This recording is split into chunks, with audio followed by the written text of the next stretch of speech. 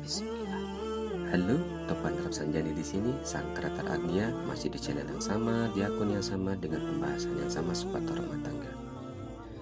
Di video kali ini, kita akan membahas gejala sakit pada rumah tangga. Disclaimer bahwa apa yang saya sampaikan merupakan pendapat serta pengalaman saya. Jika teman-teman memiliki pendapat lain, silakan drop di kolom komentar. Ada beberapa poin yang sudah saya rangkum mengenai gejala sakit pada rumah tangga. Yang pertama adalah hilang cemburu. Sementara cemburu dikategorikan sebagai ibadah bagi pasangan suami istri. Hilangnya cemburu dapat dilatar belakangi beberapa hal. Pertama adalah menurunnya empati. Kemudian menurunnya rasa berkasih sayang. Dan hal ini biasanya karena ada kekecewaan mungkin yang tidak bisa kita ungkap atau kita sudah ungkap terhadap pasangan kita namun belum ada perubahan sesuai dengan keinginan yang kita mau. Kemudian di poin selanjutnya adalah hanya fokus pada aktivitas masing-masing. Karena kita sudah menurun empati, sudah mulai hilang rasa kasih sayang satu sama lain, maka pada akhirnya hanya berfokus pada aktivitas masing-masing.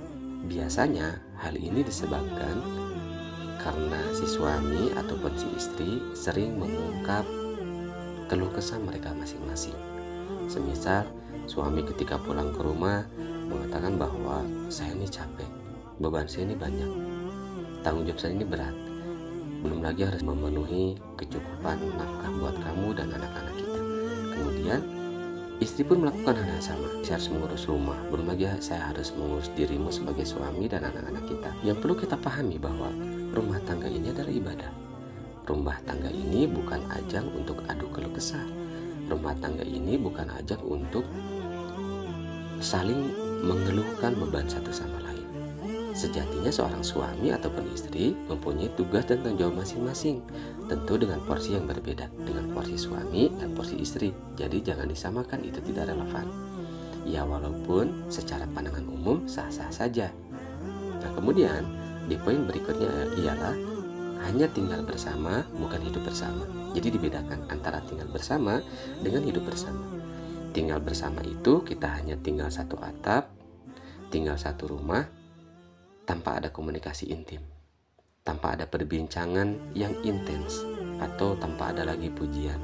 Hanya sebatas melakukan aktivitas seperti biasa seorang suami siap-siap berangkat kerja kemudian berangkat.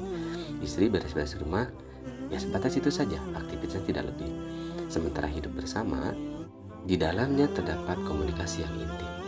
Ada percakapan yang hidup, terbentuk harmonisasi, terbentuk chemistry. Ini hidup bersama. Hidup bersama ini kita melebur antara suami dengan istri kita. Kenapa banyak kondisi rumah tangga yang hanya sebatas tinggal bersama, bukan hidup bersama? Karena 3 poin tadi yang sudah saya jelaskan. Ketika kita dapati gejala sakit pada rumah tangga, maka segera kita berbenah, kemudian komunikasikan dengan pasangan kita. Dan poin yang terakhir, poin yang paling penting adalah tidak ada lagi bincang tentang kehidupan akhirat. Jadi komunikasi yang ada dalamnya hanya sebatas tentang kehidupan dunia saja, hanya sebatas tentang aktivitas dunia saja, hanya membahas tentang keuangan, tentang skincare dan seterusnya. Sementara poin paling penting adalah menyatukan visi tentang kehidupan akhirat. Dan ini yang banyak dilupakan oleh pasangan suami istri. Karena rumah tangga ini merupakan ibadah terpanjang, pembelajaran yang tiada henti. Mau tidak mau harus ada percakapan tentang keakhiratan di dalamnya. Dan penting untuk si suami ataupun istri terus belajar ilmu rumah tangga, agama. Itu saja. Barakallahu fiik. See you next time.